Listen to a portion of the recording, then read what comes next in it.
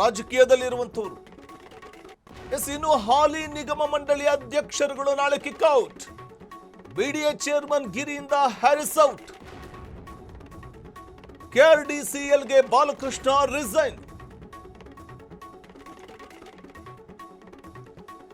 ಹಾಲಿ ನಿಗಮ ಮಂಡಳಿ ಅಧ್ಯಕ್ಷರುಗಳು ನಾಳೆ ಕಿಕ್ಔಟ್.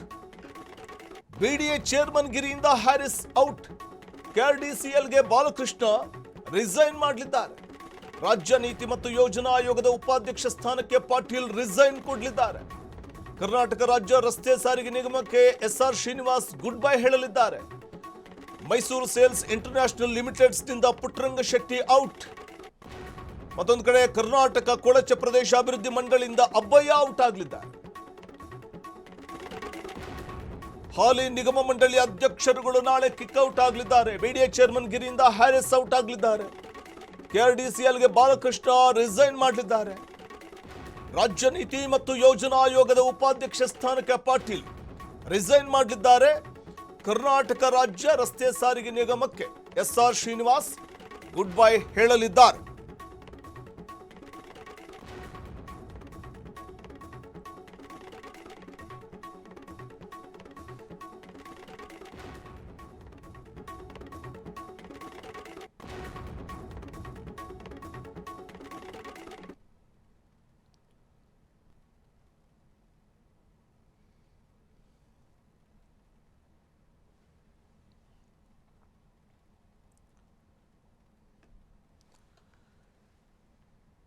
ನಿಜಕ್ಕೂ ಇದೊಂದು ಬೆಳವಣಿಗೆ.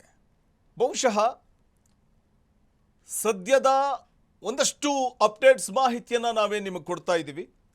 ಇದರ ನಡುವೆ ಹಾಲಿ ನಿಗಮ ಮಂಡಳಿ ಅಧ್ಯಕ್ಷರುಗಳು ನಾಳೆ ಕಿಕ್ಔಟ್ ಆಗಲಿದ್ದು, ಸಚಿವ ಸ್ಥಾನದ ನಿರೀಕ್ಷೆಯಲ್ಲಿದ್ದಂಥ ಹ್ಯಾರಿಸ್ಗೆ ನಿರಾಸೆ ಆಯಿತು. ಮತ್ತೊಂದು ಕಡೆ ಬಿಡಿಎ ಚೇರ್ಮನ್ ಗಿರಿಯಿಂದ ಹ್ಯಾರಿಸ್ ಔಟ್ ಆಗಲಿದ್ದಾರೆ. ಹ್ಯಾರಿಸ್ ಅವರ ಪುತ್ರ ನಲ್ಪಾಡಂತೂ ದೆಹಲಿಗೆ ಹೋಗಿದ್ದೇ ಆಯಿತು. ಹೈಕಮಾಂಡ್ ಮೇಲೆ ಒತ್ತಡ ಹೇರೋ ಪ್ರಯತ್ನ ಮಾಡಿದ್ದಾಯಿತು. ನಮ್ಮ ಅಪ್ಪನಿಗೆ ಮಂತ್ರಿಗಿರಿ ಕೊಡಿಸ್ತೀನಿ ಅಂತ ಹೇಳಿದ್ದಾಯಿತು. ಇಷ್ಟಾದರೂ ಕೂಡ ಹ್ಯಾರಿಸ್ ಅವರಿಗೆ ಮಂತ್ರಿಗಿರಿ ಸಿಗಲೇ ಇಲ್ಲ.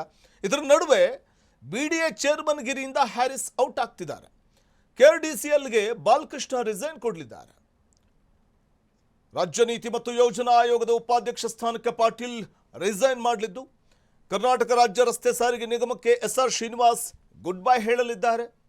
ಇನ್ನು ಮೈಸೂರು ಸೇಲ್ಸ್ ಇಂಟರ್ನ್ಯಾಷನಲ್ ಲಿಮಿಟೆಡ್ನಿಂದ ಪುಟ್ಟರಂಗ ಶೆಟ್ಟಿ ಔಟ್ ಆಗಲಿದ್ದು, ಕರ್ನಾಟಕ ಕೊಳಚೆ ಪ್ರದೇಶ ಅಭಿವೃದ್ಧಿ ಮಂಡಳಿಯಿಂದ ಅಬ್ಬಯ್ಯ ಔಟ್ ಆಗಲಿದ್ದಾರೆ.